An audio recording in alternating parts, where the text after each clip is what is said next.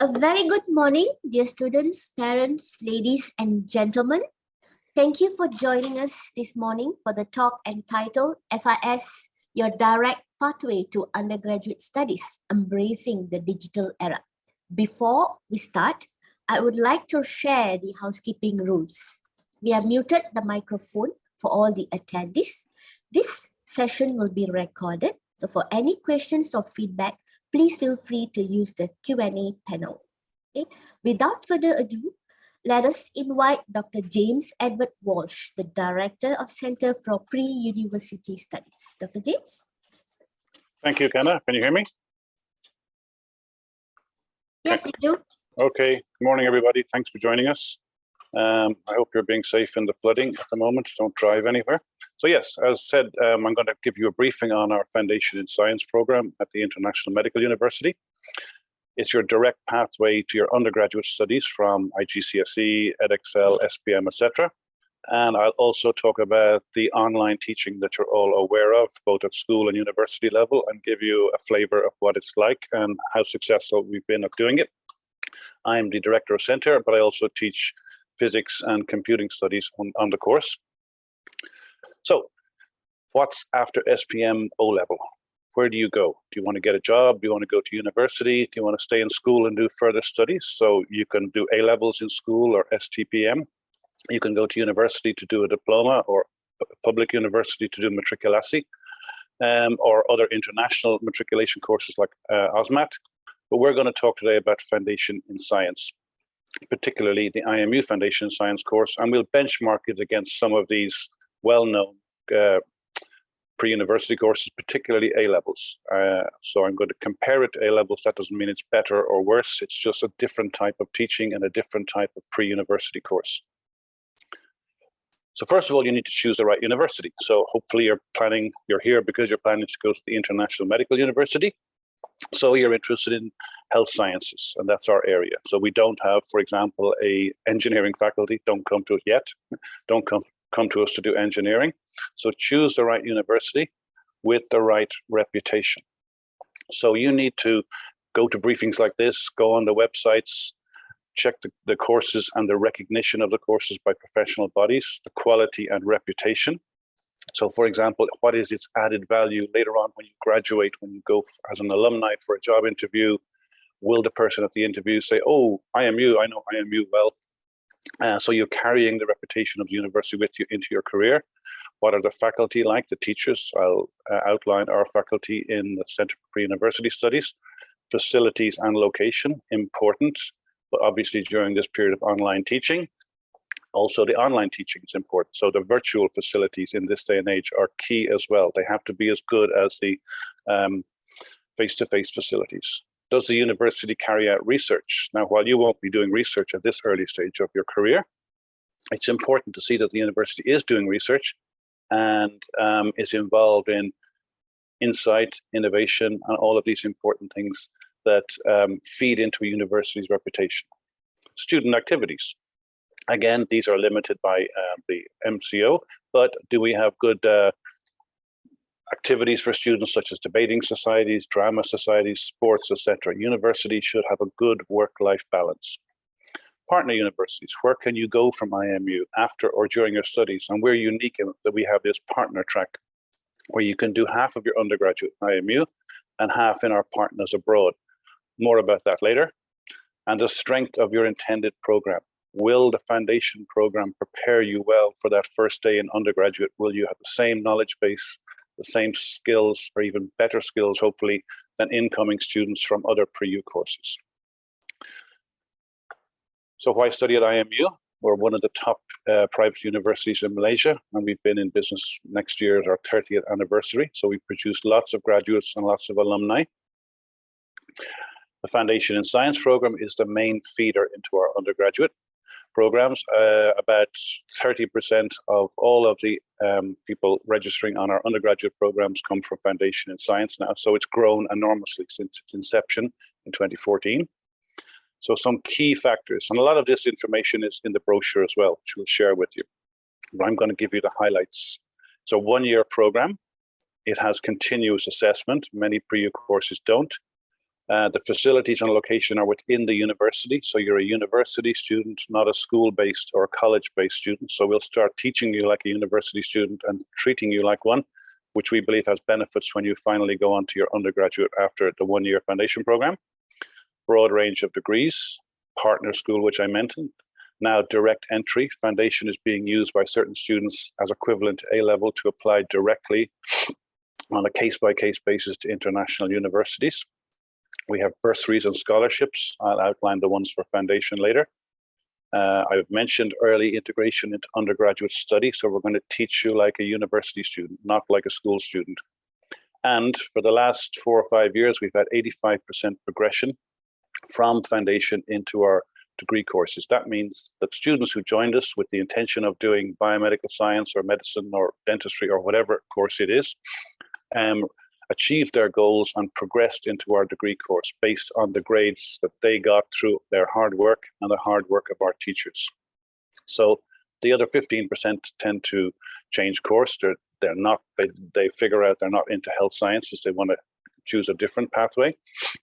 Many get offered places in IPTAs, so they leave us to do matriculasi or go directly to IPTA after foundation. And others just university wasn't for them. They tried it and it wasn't their calling. So they decided to take a change in career and how they might pursue their career. But 85% of the students progress into the IMU programs. So how do they progress? They join us at one of our 3 intakes, March, April. We say March/April because it depends on the calendar, but typically it's the last week in March, first week in April. And they can join the following. So if you join us in April 2022, you will be able to directly link into the April intakes for medicine, dentistry, and health sciences in 2023, or you can wait till the September intakes. If you wait till July to join us, but if you're an IGCSE student, you will have your results by April, and you can apply based on your forecast results. If you're waiting for your SPM results, or to take your SPM exams, you can join us in the July intake, which feed into the August-September intakes for medicine and health sciences, or the following year for dentistry. And then our final intake is in September. Likewise, they can join the September intakes of undergraduate the following year. So it articulates well. You're not waiting for results to come out from some international body like IGCSE, which could be delayed due to COVID and MCO. So during the first MCO, we had to suspend teaching for 3 weeks while we went fully online. And then we restarted. And the April intake, which were impacted by that because the first MCO, if you recall, in 2020 was in March, April. They still articulated into degrees the following year because we delayed the intake for medicine, etc., dentistry. So we have control over our own academic calendars. If you do an external pre-U, you're waiting for that external body to get the results. It doesn't mean that they're not good. It just means you're at their mercy. Very important, coursework and assessment. I mentioned A-levels earlier. So if you take A-levels, you study science, usually 3 core science subjects to come to IMU: biology, chemistry, and maths or physics. You study those for 18 months or 2 years in a college or a school, or maybe you're in a tuition center. And your results are based on one large set of exams, AS and A2, which occur towards the end of that course, whenever you choose to sit your A-levels. If they go badly, then you must repeat them at the next possible available intake for A-levels or application for A-level exams. In foundation, we have assessment and exams. So during the semesters, which I'll outline in a minute, you do your assessments, do your laboratories, do your tests, do your assignments. You should go into the end of semester exam with a significant score, hopefully 40 over 50. The tests give you practice for the end of semester exams. And then if it's a subject you're weak at, make sure you score high in your assessments. So you've given yourself a strong base in terms of marks for the exams. Don't do poorly in your assessment and say, oh, I'll make it up at the end of semester exams. That's difficult and doesn't normally happen. So let's look at the semesters. So let's take biology 1, 2, and 3, which are core. So if you take biology 1, 2, and 3, you almost have the same amount of biology as A-level biology. If you take biosciences as your elective down here, you have more. So instead of doing one big biology exam at the end of the course over here, your biology will be divided into biology 1, then an exam, biology 2, then an exam, and biology 3, then an exam. And each of these 3 biology modules will be further subdivided into the 50% assessment, 50% end of semester exam. So we spend a lot of time mentoring you, obviously from a welfare point of view, but also from a grades point of view. After the first set of exams or the first set of assessments comes out in semester 1, are you on target for your chosen degree? For example, if you've chosen medicine, you should be getting 3.5 and above as your grade average. So that's between a B+ and an A-. If not, what went wrong and how can you fix it for the end of semester exam? If semester 1 doesn't go according to plan, you get a B average, but you're aiming for a B+ or an A- average. You have to be strategic and start scoring A's in semester 2 to bring your Cgpa up, and again in semester 3 so that you can achieve the entry requirement for your chosen undergraduate. So students and staff spend a lot of time monitoring the grades and the average Cgpa for each subject and for all of the subjects put together. And all of this is laid out clearly in the student handbook, which we urge students to read. You need to read the rules and regulation guidelines. Also, we give you a Cgpa calculator, so you can put in your assessment grades and your exam grades as you go, and be strategic and figure out what you need to score, for example, in the final semester to get that magic number that gets you into your degree. Hopefully, you're getting A in everything and there's no issue.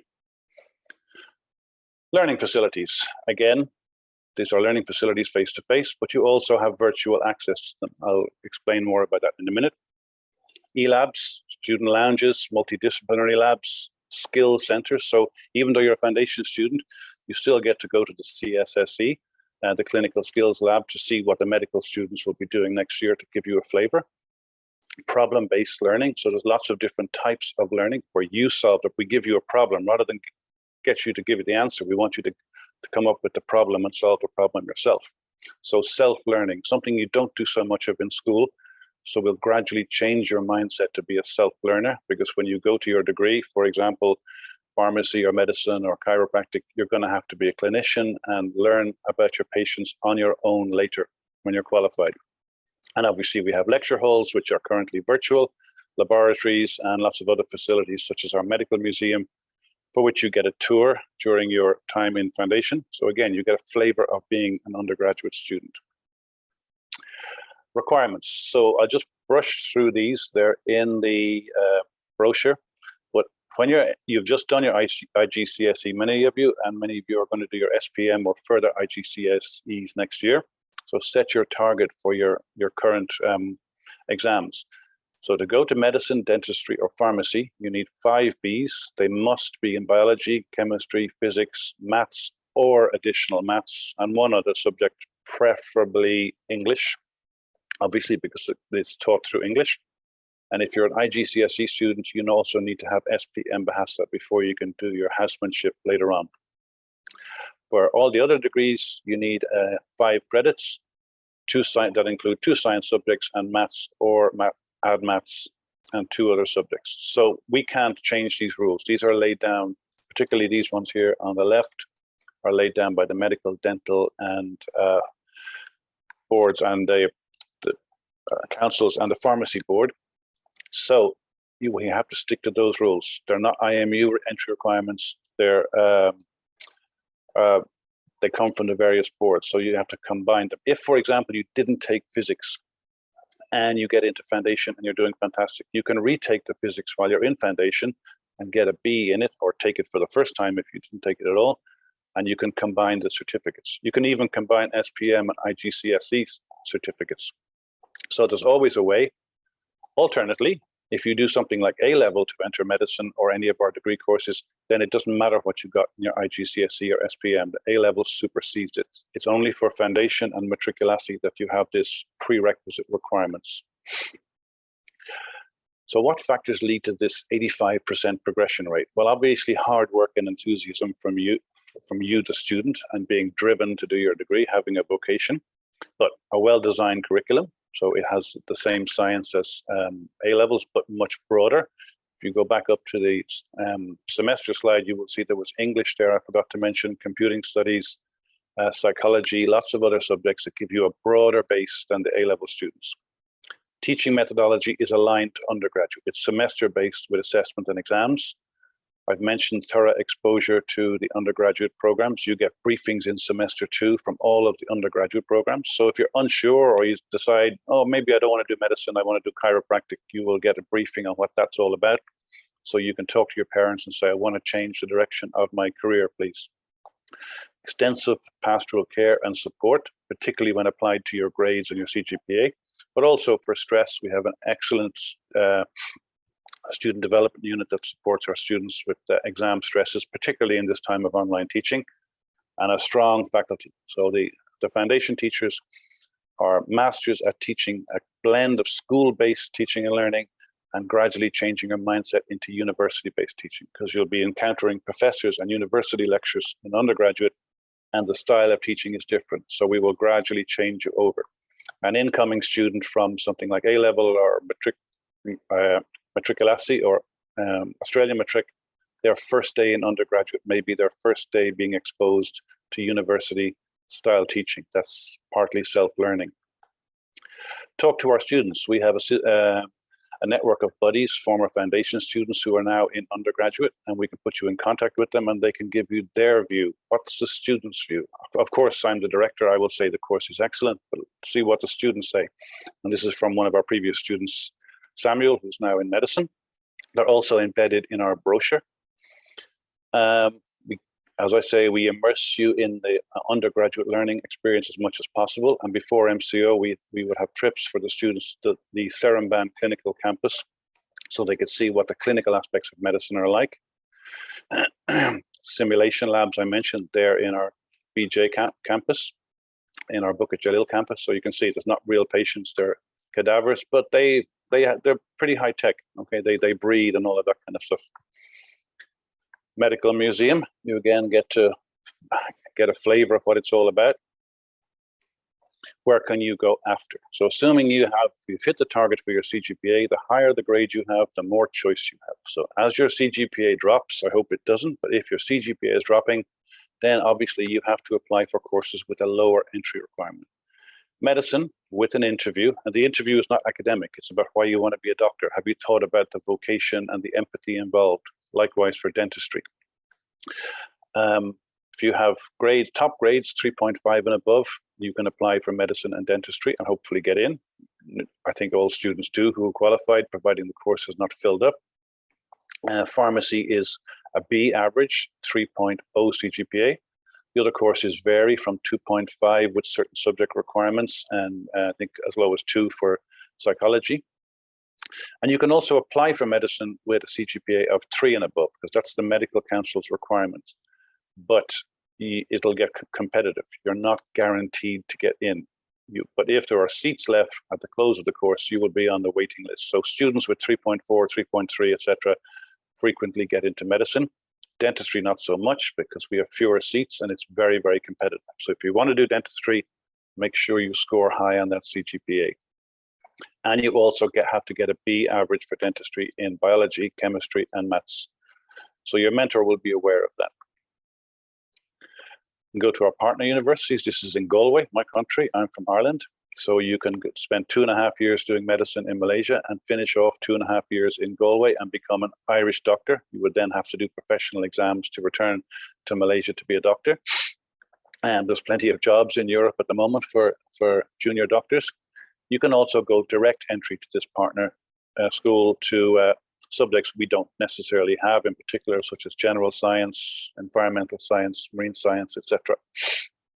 So the foundation program has gone from being very local and very oriented towards IMU only at the beginning to now students go to other private universities in Malaysia. They are now going to other public universities in Malaysia, but obviously if they want to go abroad, we want them to go on our partner track. But some students have applied directly to foreign universities and got in on a case-by-case basis.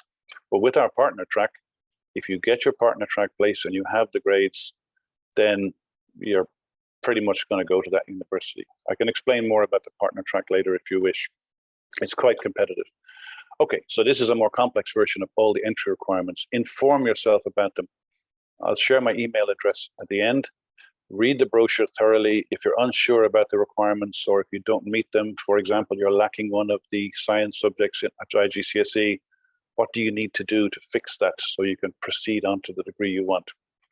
So you may all have specific questions in this regard, and we're happy to answer them, more than happy to answer them.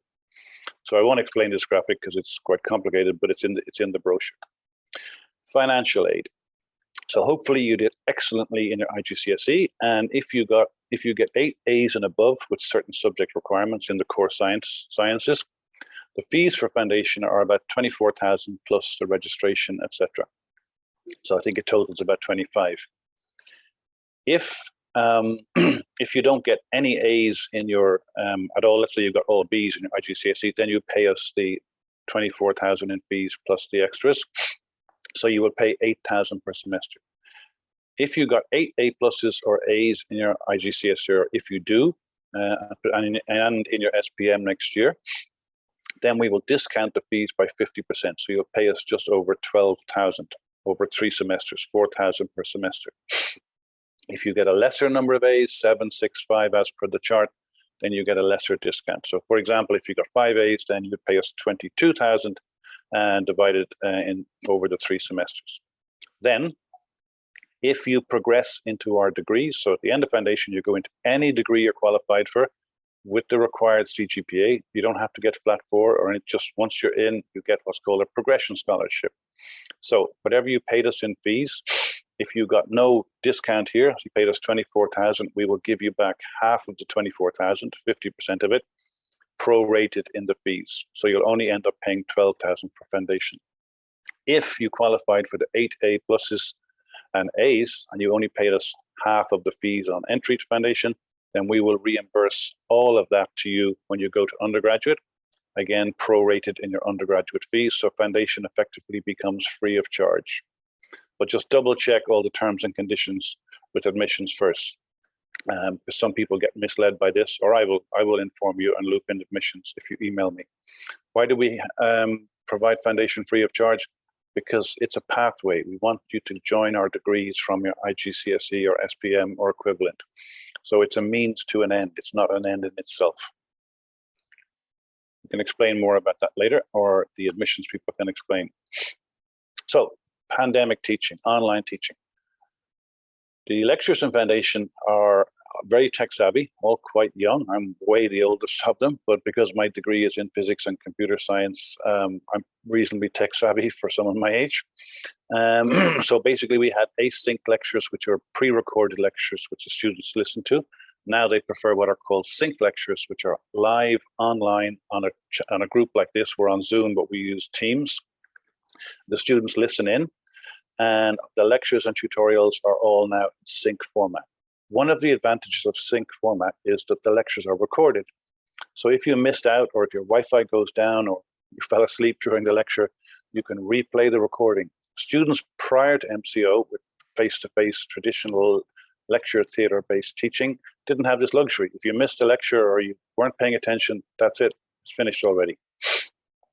And we use lots of different tech, tablet-based teaching. I have to give a tutorial tomorrow. I'll be using my tablet on the tutorial shared on my computer with whiteboards, and everything is recorded, as I say, and saved on our portal.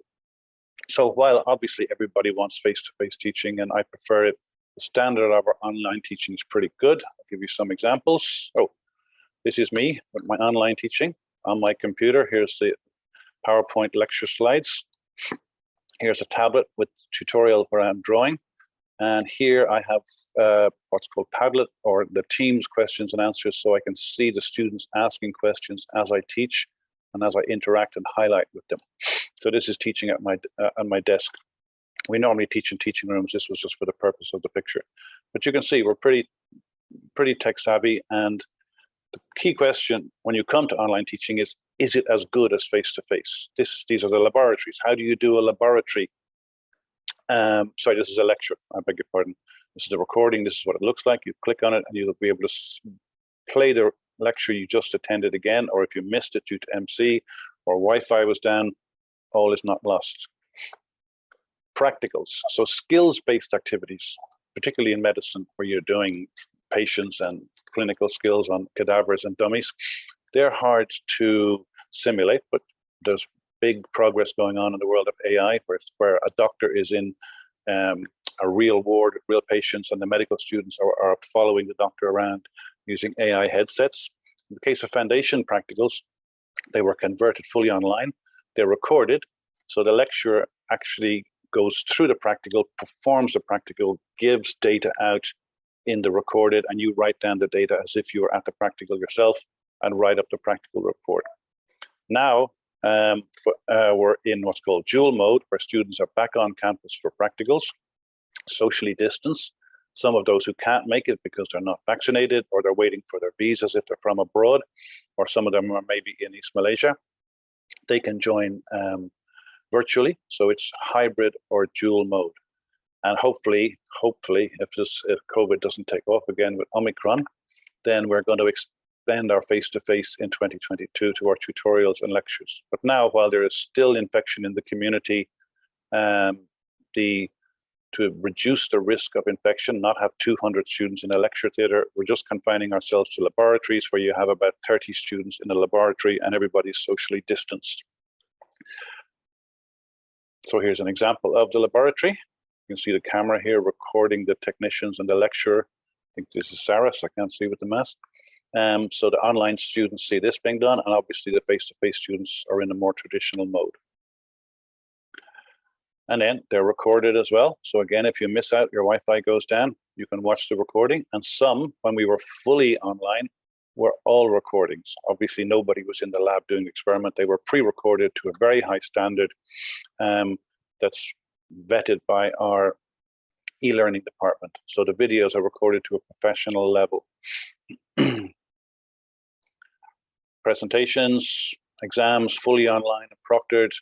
We have lots of other platforms which we engage in the students. So as I say, it's lots of ways for us to reach out. We even have Kahoot quizzes that are fun. So they're science quizzes or fun activities so that we can try and simulate the social dimension of university online, and the students join and they get prizes, etc. So on and so forth. But hopefully when the pandemic subsides, we'll be back to fully face-to-face. But I think teaching going forward will have an online element for good. There are certain attractions to it, particularly the recording. So I think the nature of teaching has changed fundamentally. So the key is online teaching good compared to face-to-face? So what we do, because as a foundation student, you want to get your Cgpa to progress into your degree. We monitor the average Cgpa of the subjects and the overall exams at the end of the semester and compare it to fully face-to-face semesters of similar classes prior to MCO. And the average Cgpa is the same. There's no apparent grade inflation. Grade inflation will give you a falsely high grade, and you might get into a degree course for which you're not academically capable. Grade deflation would mean you get a lower grade than you actually deserve based on your abilities and your hard work, and you might be precluded from going to your chosen degree. So it's very important we get it right. And all of the evidence is, and all of the exams we've had so far for multiple intakes, I think it's about 6 with 3 semesters since 2020, is that the average Cgpa is the same. And students who did foundation fully online in 2020, who are now in undergraduate programs in 2021, seem to be doing fine. There's no evidence that they were handicapped in any way. But obviously, we want to get back to face-to-face. Lots of counseling, lots of support. Some students don't like online. They can defer and wait till face-to-face comes, but we've been waiting for that for 2 years. So we urge them, with the support of our counselors, to bite the bullet and get on with their education. Waiting for COVID to end could be a relatively long process, as we know. Okay, this picture clearly wasn't taken during MCO. This is our classes before MCO. No masks and not socially distanced because there was no pandemic. But we have about 500 students in foundation at the moment, spread across 3 intakes. So class sizes are big, up to 200 in a lecture, 50 in a tutorial, smaller in problem-based learning, and then individual teaching where we can for students in need, or the mentors will also support your students. The mentor mightn't be able to teach you, in my case, I mightn't be able to teach you chemistry because I'm a physicist, but I can talk to my chemistry colleagues and get some feedback for you. So even though they're big groups, you're supported well all the way down to your individual mentoring. And don't forget, when you go to undergraduate programs like medicine, there's 200 over students in the class. So you have to get used to learning with large groups. These are our lecturers, all my colleagues who do a great job and support me great and makes my life easy. Kanaga, who you met, she's the program director. She does all the hard work and I get all the credit, unfortunately. Miss Aza, or Tati, as we know her, she's our administrator, core part of the program, and a key go-to person for you when you have issues such as attendance, etc., or problems with your Wi-Fi. And then we have our teams, our chemistry, biology, English, maths, and other skills. This is computing, etc., physics, and psychology. So we have a broad base of skill sets. As you can see, they're all relatively young teachers. They're dynamic, they're tech savvy, and they support the students very well. So once, if you behave like an adult, we'll teach you like an adult. If you behave like a child, we'll teach you like a child. We can recalibrate to be school-based or university-based. But hopefully by the end of the program, my colleagues and I have taught you to be a university-based student learning in a university way, because you're about to pay significant fees for an undergraduate course that will last 5 years, and you need to get the maximum benefit from your university education. Again, student testimonials, these are in the brochure. You can talk to these. I can share the buddy list with you if you email me, and you can talk to them as students, preferably not parents, and they can tell you what it's like. They will say, it was good, it prepared me well for degree. Was it easy? No. Was it tough? No. Was it intensive? Yes. Was foundation more intensive than degree? No way, but it prepared us for what's coming. So you're gradually going to ramp up your ability and your capacity to study from school through pre-U to undergraduate. More testimonials, articles in the newspaper from students. So we let our students do the talking. And we don't prompt them. They provide the text, you know. This is their honest opinion of, and if you read through some of these articles, you'll see that they say it was tough, but we got lots of support and we're helped. Okay, so we can register today. I think there's a discount for registration. Admissions can confirm that. There's also sessions on Talk To. You can talk to my colleagues and they can answer specific questions. And I'm available, and so is Miss Canna, by email preferably. Don't WhatsApp me because I don't know who you are. So email is best. And I can send you lots of information, buddy lists, etc. Link in. If you want to talk to a professor from chiropractic or Chinese medicine, find out more about that. I can link in my colleagues and you can chit chat with the undergraduate staff, both you and your parents. Thank you, Canna. I hope I didn't go on too long. No, Dr. James. How are we time-wise? Yeah, thank you Not very too bad. much. Thank you very much for your very clear information. So we shall go on to the Q&A. Okay, so first, Dr. James, I think there'll be many of IGCSE students who would be very interested to join us. Can you just brief us on the BM requirement for admissions and also for the scholarship? Okay, so you mean the scholarship for undergraduate? Yes, Oh yeah. yes, yeah. So guys, if you've just done your IGCSE, I hope it went well, or you're doing it next year, or even SPM guys who are here. If you got 8 A's or 8 A pluses, then you will get a 50% discount on the foundation fees. You will pay us 12,000 instead of 24. Then when you progress onto our degree, hopefully at the end of your studies, along with the 85% who typically do, we will refund that 12,000 prorated in the undergraduate fees. And then obviously, if you get a lesser number of A's or no A's at all, let's say you got all B's, then you would pay us 24,000 and we will refund half of the 24,000 prorated in the fees when you join the undergraduate. For undergraduate scholarships, you're aiming to get flat 4.0 or at least 3.95 Cgpa. So basically an A minus average, hopefully all A's. And foundation students do get scholarships for medicine, for example. That's 500,000 ringgits, but it's super competitive. There's only 1 or 2 scholarships per intake, and you're competing with A-level students, etc. But foundation students do pretty well at the scholarship interviews. They're not favored. It's a fair chance for everybody coming in and who are already in the university. But because of the way we teach them and we do interviews and assignments and PBL, as I mentioned, they tend to be they're used to being in university, used to dealing with professors like me, and they're the people who are on the scholarship panel. So they tend to have a be a bit more self-confident. That's what I'd say. And we have lots of foundation students. And in the buddy list, which I can share with you, you'll see a lot of them got scholars for their respective degrees. And you can ask them how they did that. Does that answer the question, Hannah? Yes, Dr. James, thank you very much.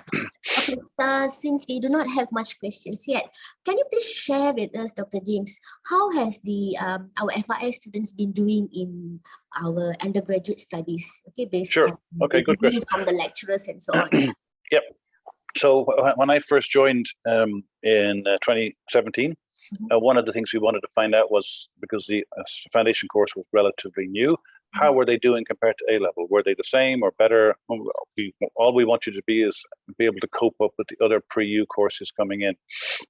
So I checked the average CGPA across all of the undergraduate programs in semesters 1 and 2 and sometimes 3 for foundation students, A-level, OSMAT, etc.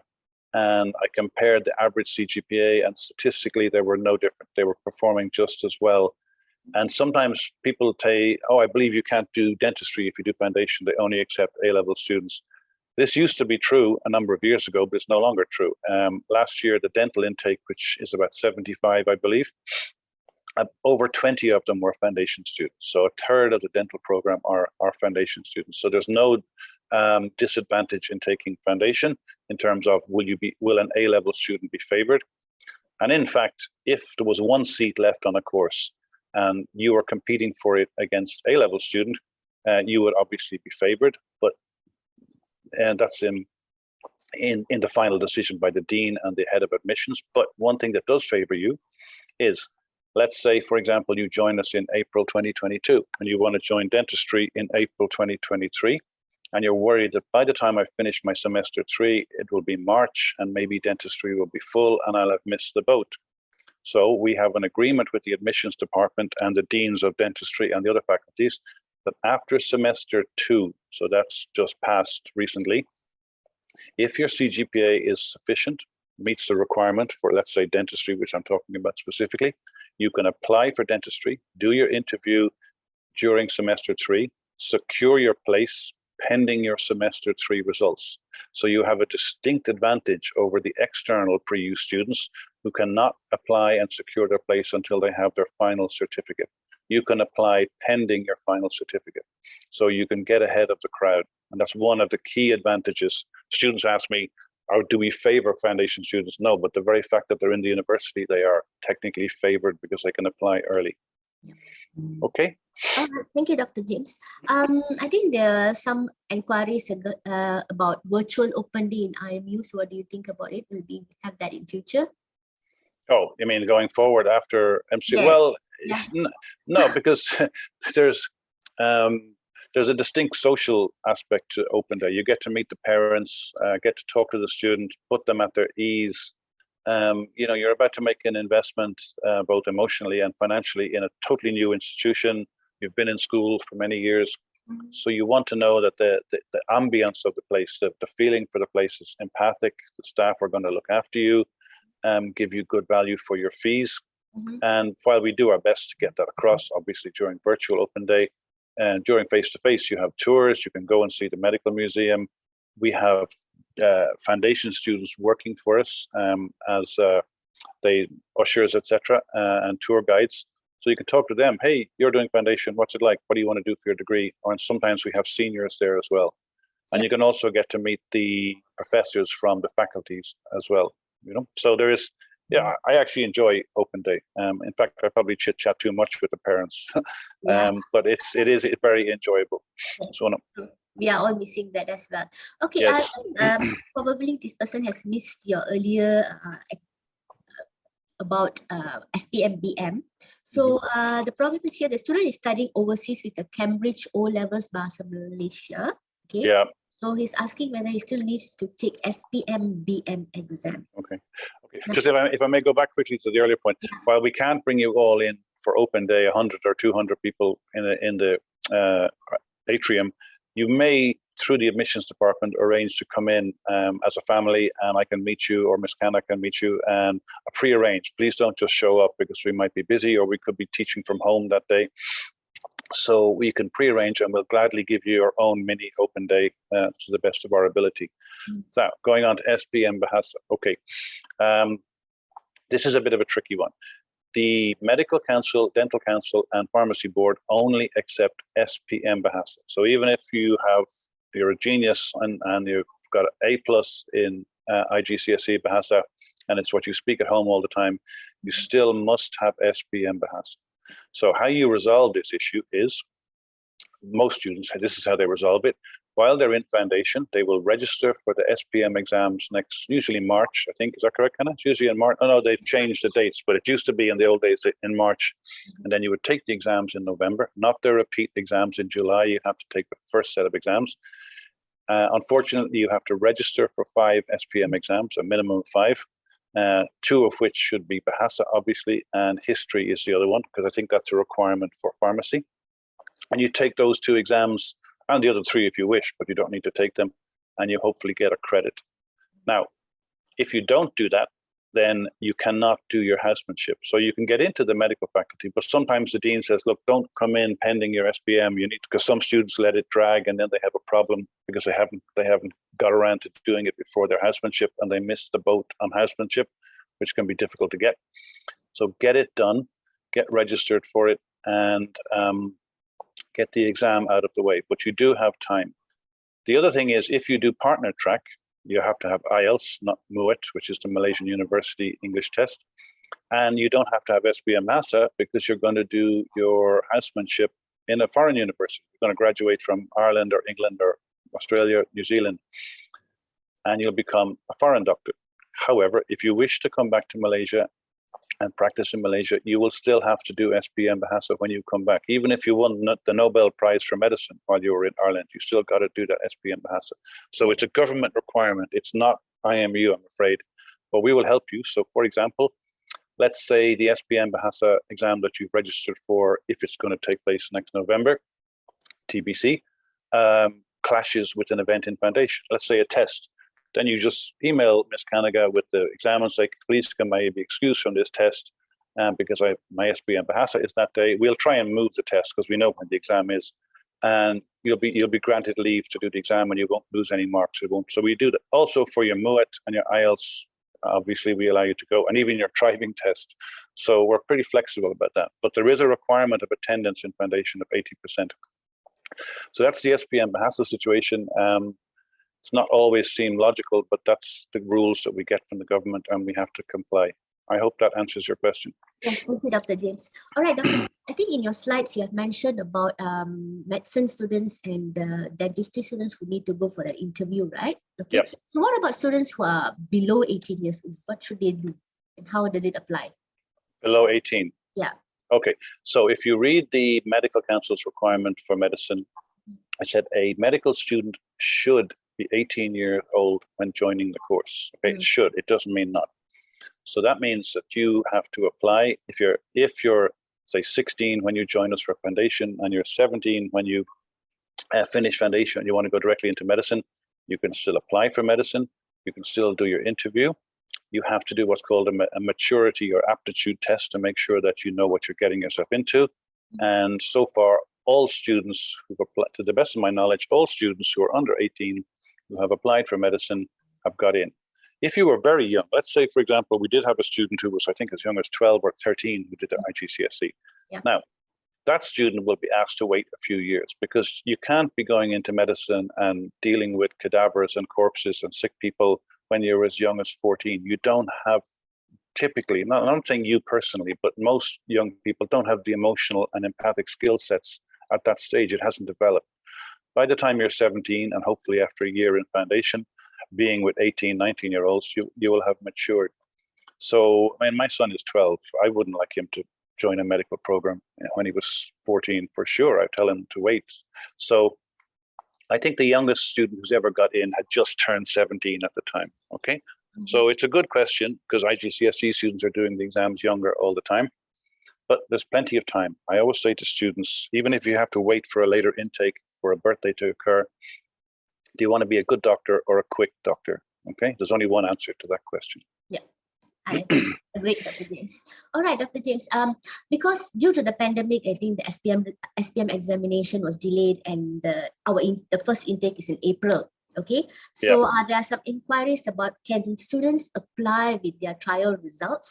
Okay, and yes, and another, I think maybe we can also include this. Will the hybrid classes continue next year if there's some students who are unvaccinated due to personal reasons? Yeah. Okay. So first off, you can apply with your forecast results, but it comes with a health warning. If you have 5 Bs in, let's say you want to do medicine, dentistry, pharmacy, and you have your 5 Bs in your forecast in the required subjects that I mentioned, and something goes wrong in the final exam, I hope and pray it doesn't, and you end up getting a C in chemistry, for example, then you're no longer qualified to do medicine. You've got to get that B in chemistry at the next SPM before you can get in. So you need to be well aware of that. But yes, we have students who join with forecast. I did an analysis of forecast results versus final results for SPM and IGCSE last year during the MCO to answer this question. Typically, about 75% of students score the same in the final exam or higher in the final exams, implying the forecast is the trial exams, if you have that, or a forecast is by assessment, is usually equivalent to or a little bit tougher than the final exams. About 20% of schools, they seem to be lower, but not significantly lower. So if 100 students join us with their forecasts, typically there might be 2 or 3 who fall below the threshold, but generally speaking, not. If you get all A's in your forecast, it'd be very unusual to get all B's or C's in your trial. If you were borderline, if you were a BC student in your forecast, then it's a bit tricky. So have a plan B. Say, hey, my second undergraduate choice is biomedical science. I'll become a biomedical scientist rather than a doctor, which has the same skill sets, same knowledge base, except there's no clinical dimension to it. And then if you still want to be a doctor, you can use your degree after 3 years to join a graduate medical program. So there's always a way to do it. Okay, it might take longer, it might take more money, but there's always a way. Second question, can I remind me again? Sorry. For the hybrid session, Dr. James, for next year? Okay, so the rule from the ministry at the moment is, yes, if you're under 18, sometimes you're at the bottom of the vaccine list. Sadly, because of my age, I'm at the top of the vaccine list. But if you're waiting for your vaccine, then you will be allowed to do hybrid teaching. There's no way we're going to bring you in for face-to-face and risk your health. If you have a health reason why you can't get vaccinated, so you need to get a letter from a doctor stating that you can't be vaccinated on health grounds because you have the following condition, that letter will be lodged with us. And then you have to do a lateral flow test or to come on campus, a test. That's going to be the rule. At the moment, those students are staying off campus, but in the future, the government will say you still have to come on campus. If you are not getting vaccinated because you're whatever religious reasons or anti-vax, then you have to defer continuously until face-to-face teaching commences. Okay, you cannot access online teaching just because you're anti-vax. The purpose of the hybrid mode is to support those who can't get into the country because they're waiting for their visa. Maybe the airport is locked down again like it was, although it's open now, or they can't fly in from East Malaysia. There might be a lockdown between Peninsular and East Malaysia, or health reasons. But for the health reasons, I believe the ministry says eventually you will have to come back for fully face-to-face and get tested regularly. That's the rules. But at the moment, we have hybrid. Yes, thank you, Dr. James. I think we have another question about credit transfer. I think it's about the partner university. Okay. So the students who's asking us whether there's 2 things. One, if she doesn't want to take SPM BM, okay, Yep. she's interested to do the credit transfer. So is it better to take A levels instead of FRS and then join our undergraduate? No, not at all. No. The SPM BM applies to all pre-U students. So even if you were an A-level IGCSE student who got A in everything, even if you did BM for A-level, I don't know if there is, but if you did BM for STBM, that's different. But no, it's SPM Bahasa is required for all students. So no, absolutely not. You don't have to do A-level because you don't have, or avoid it that way. So you would join us, you would apply, you would hopefully get a very high grade, 3.7 and above, to go on, say, our partner medical program. I think, let's assume it's medical you're interested in. Then you will select your partner program. And for example, Galway might be offering us 10 seats, Manchester 10, Otago 10, and you would give your first, second, third choice for your partner. And then it becomes competitive. The 10 students who've applied with the highest CGPA and based on an interview in semester 2 of medicine will get to go to Otago. If you don't make it, if you're the 11th student for the 10 places, then you'll flip down to your second choice. The only danger of not doing the SPM Bahasa is if you didn't get any of your SPM or partner track choices because you had a low grade coming in and you were always bottom of the league, so to speak, then you would flip back to our local track. We would request to come back to local track and finish your degree in IMU, which you can do. Students do that all the time.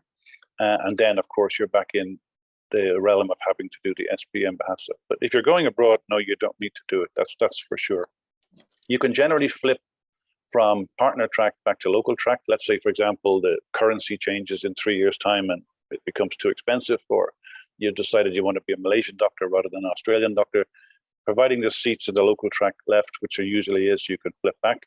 However, if you say, I join local track medicine at the beginning when I finish foundation, and I'll maybe apply for partner track later in semester 2 when they do the selection of medicine, semester 3, I think. You can do that, but if nobody drops off the partner track, none of the people who selected it earlier on at the beginning drop off, there's no places left. You'll be on the substitutes bench, if I may use a football analogy. It's a bit complicated, but I can put you in touch with Miss Anna, our international officer. She can explain the permutations. But sometimes parents want to know, am I guaranteed getting to Otago or guaranteed getting to Men?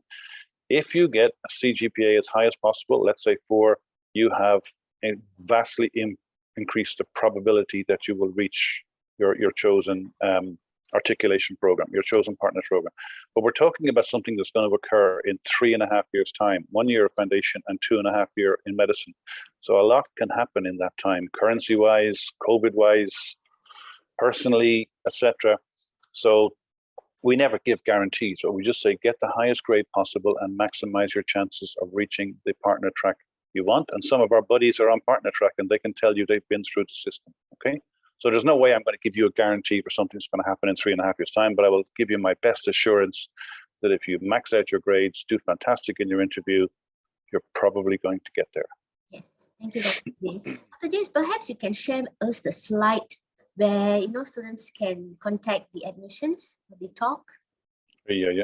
Where's that? Yeah, that's the one earlier. Which one? The open. This one. Yeah, so that they can register. This is for the talk. Do you have the one that they can maybe admissions can help us to type their contact details, okay, so that you can actually contact our admission staff, okay, for more information. All right, Dr. James. Okay, so there's some questions on whether refugee students can get admissions and scholarship, and students are also asking when they can actually apply for foundation scholarship and how they can go about that. So, sorry, did you say refugee students? Yes, there was a question on that. Yeah, we did have someone who applied recently. There's no reason you will be applying, I guess. You need to email me and I'll loop in our visa office. The question is the visa status if you're international. And I'm international, obviously, so I understand the visa process. So the question is, what is your visa status? Okay, and can you get a student visa from Malaysia? If you have the necessary grades, I mean, we did some teaching in as part of our community work in an IGCSE school for Myanmar refugees. They were excellent students. So theoretically, if they get the grades, they can apply. But the question is, can they get there? What is the process for a student visa? Obviously, from abroad, you apply like any other international student. So I'd have to clear that up and how that might be. There aren't any specific scholarships for refugees as such. I don't know. I can check with Prof. Koo, who's in charge of that area.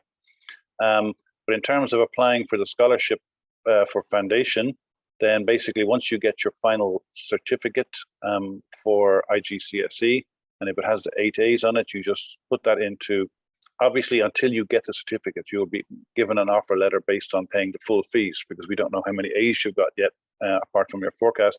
But once you get that final cert, put that into admissions, and then the scholarships will kick in based on the number of A's. And obviously then the progression scholarship will be refunded to you prorated in your undergraduate fees when you complete foundation and go into our programs. Obviously, you don't get the progression scholarship for going to another university. You lose out. Does that answer the question, Kenna? Yes, Dr. James. And students were also interested to know whether there's other requirement for scholarships except for the grades. No, not for foundation. Once you have the A's and the 8 A's or 7 A's, no. There are requirements embedded in the scholarship. So, for example, if you had 8 A pluses and you had done 8 music and art and all of that, but you had B's or C's in biology, chemistry, physics, maths, then not so. It's listed on. So basically, when I say 8 A's, I'm assuming that includes the science subjects, okay, and English. Yes. English, okay. Okay, Dr. James. Okay, sorry, Dr. James. No, it's okay. Go ahead. Okay, so I think our past experience, we have students who have completed their SPM or IGCSE a few years ago, okay, and they were interested to join foundation now as they have their interest, right? So what would you advise for such students? Do we accept the SPM results? Yeah, absolutely. We've had students, I think we had a student who did their SPM in 2001, I think was the record. Yes. Okay, so we always interview what are so-called mature students. If it was only a year or two ago, no problem.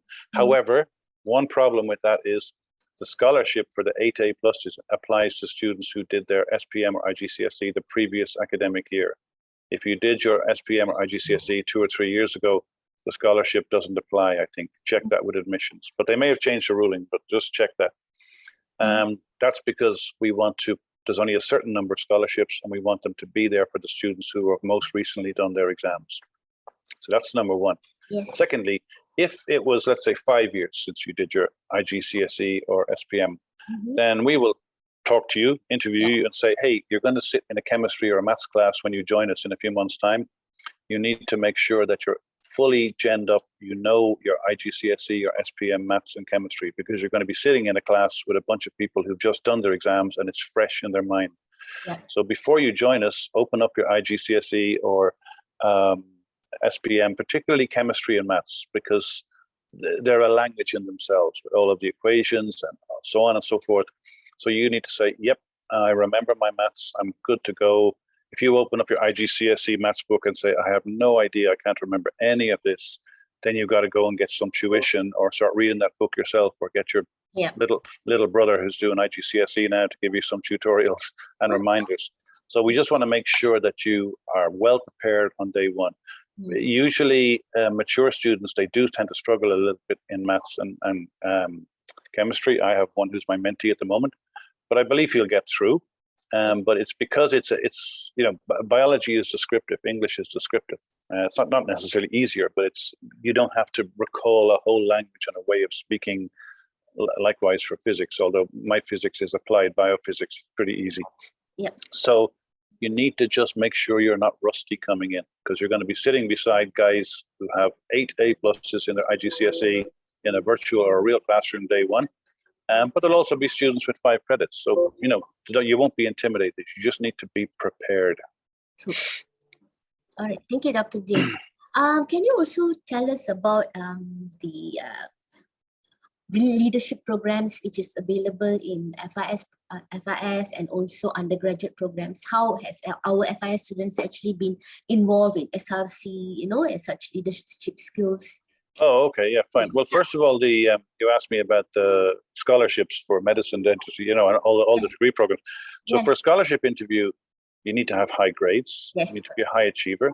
You need to have a good personality. You're going to be an ambassador every time there's a big event on, like 30th anniversary or whatever it might be. A new chancellor is you need to be able to meet a dato or a tanshri and shake them by the hand and say, hello, I'm Miss so-and-so or I'm Mr. So-and-so. I'm from whatever foundation in science or Cairo. So you need to be self-confident.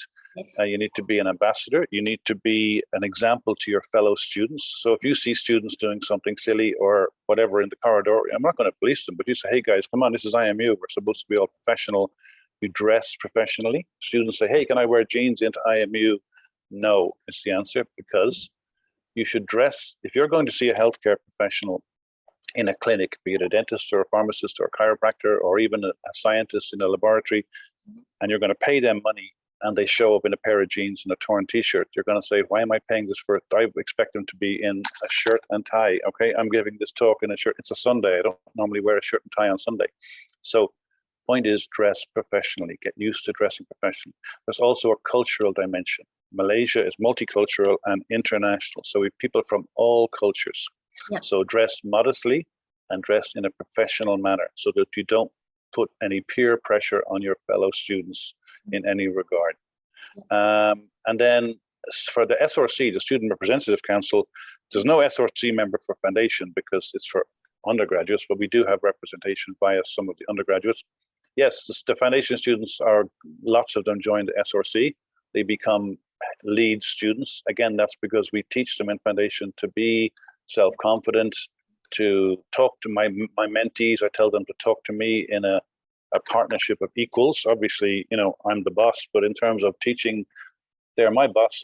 They've paid me to teach them. So it's a partnership. And the partnership is you, your parents, and us, the teachers. And you're at the front of the partnership. So we expect you, your parents, and us to behave in a mature manner. Not all of the students behave in a mature manner, and we have to deal with some of them and sometimes bring in their parents. But basically, while you're in the university, be a leader, be an example, and be something your parents can be proud of. Let's not have a conversation where we have to call in your parents for an issue and they're going to find out something you prefer them not to have found out. Okay, so be an example. Okay, Dr. James, perhaps some students may have missed this. Can you refresh us on the intakes for FIS? What is the earliest intake and how can they actually apply with trial results? Okay, so the next available intake is at the end of March 2022, March-April intake. And that will articulate into the degrees next April-March 2023. So you can apply now with your trial results. You will get an offer letter. So if you fill in the admissions online now, and I think there's a discount today because it's open day, and you fill in the form, they will send you an offer letter. And that offer letter, so we have offered you a place in Foundation in Science. Let's say you get it probably after Christmas at this stage. Please pay the fees by December 15th, or the registration fee. Yes. You can then choose, you might have one from another university and you're still deciding. You can let that offer letter lapse and say, oh no, actually February after Chinese New Year, I think I do want to go to IMU. You can get another offer letter, okay? Don't ask for too many because admissions are dealing with a lot of these, please. So once you get the offer, then you paid, and then you're basically registered as a student pending your IGCSE results, okay? Now, the only reason you would not get into Foundation is if you didn't get 5 credits in your IGCSE, okay? So that's, I'm assuming nobody is hoping that will happen. It can theoretically happen that you don't get 5 credits, but usually the students who apply for IMU are banded higher. If you don't get the 5 Bs, then you have to be strategic and figure out, okay, will I withdraw from Foundation and go into A-levels, or will I stay in Foundation and hit that B next year at the next available IGCSE? And we will mentor you in that regard. There is a risk in staying in that you won't get the B. So there's always, but we'll give you the choices. And the main choice will be to leave and do A-levels. Some students even apply to do matriculasi, and they apply to IPTAs, public universities, and they will leave us. They will join in April, but then when they get their offer in July this year, probably for their IPTA, they will leave us to get their free education. And obviously we help them with that, and they'll get a refund on any fees that they have not used up yet, but they will have used up their semester 1 fees. Okay. Yes, thank you, Dr. James. I think for those who are asking about entry requirements for undergraduates and all, I've shared the link for the IMU downloads to download your brochures.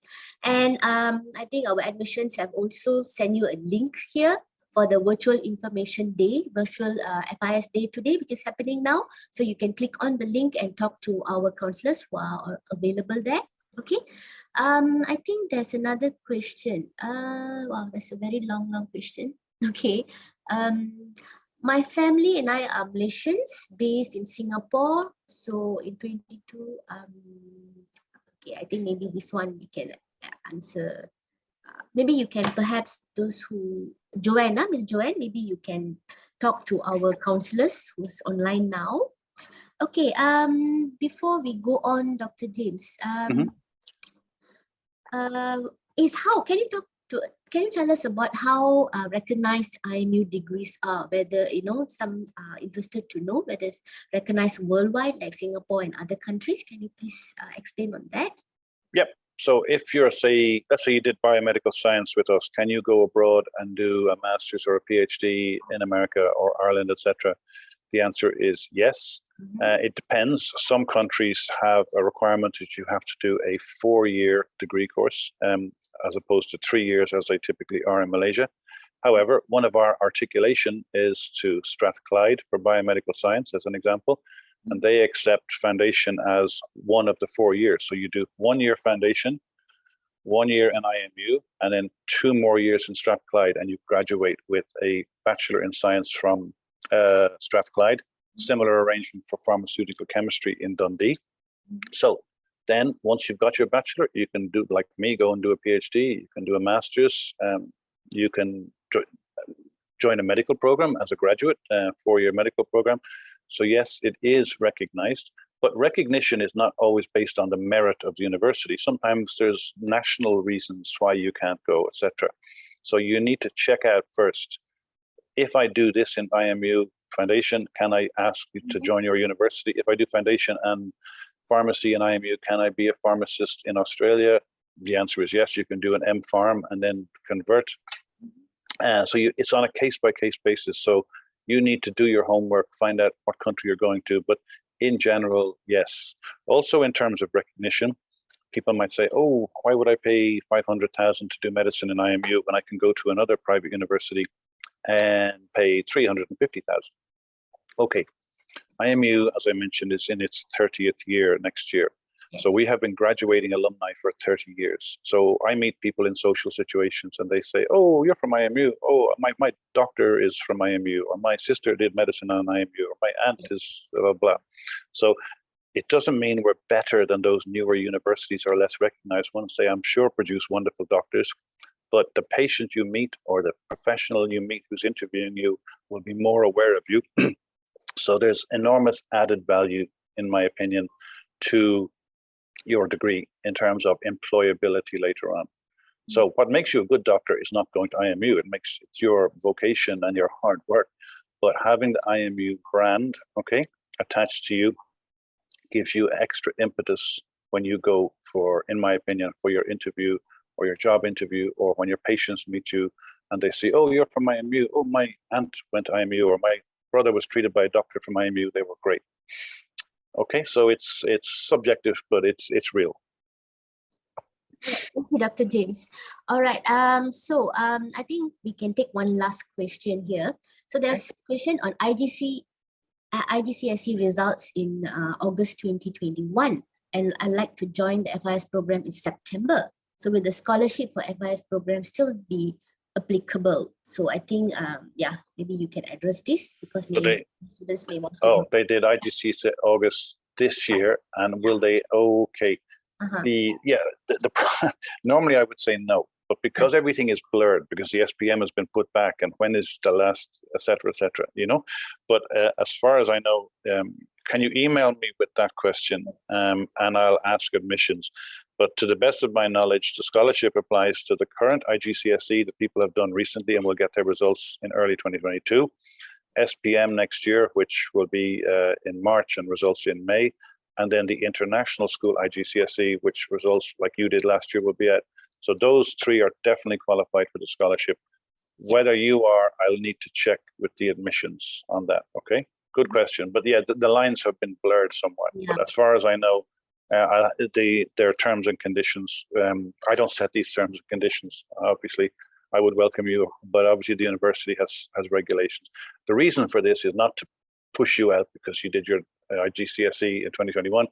It's the idea was that you were eligible for last year's scholarships if you joined us in August. So therefore, we want to make sure the scholarships we have available are available for those who most recently have done it. But email me and see what I can do. I can't guarantee anything.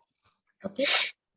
So I would just like to remind you again, okay, please just check on the link that has been posted for our virtual FIS day, which is happening today from 10 to 4 p.m. So you can actually post more questions and further inquiries on our through our counselors who are available, and also on the link for the brochures if you are interested. So Dr. James, I think there's no more new questions from students. So is there anything that you would want to wrap up before we end this session? Oh, just let me put my slides up again. Am I sharing? Not We're yet. still sharing. No, there we're sharing. We're Yes, sharing now. yes.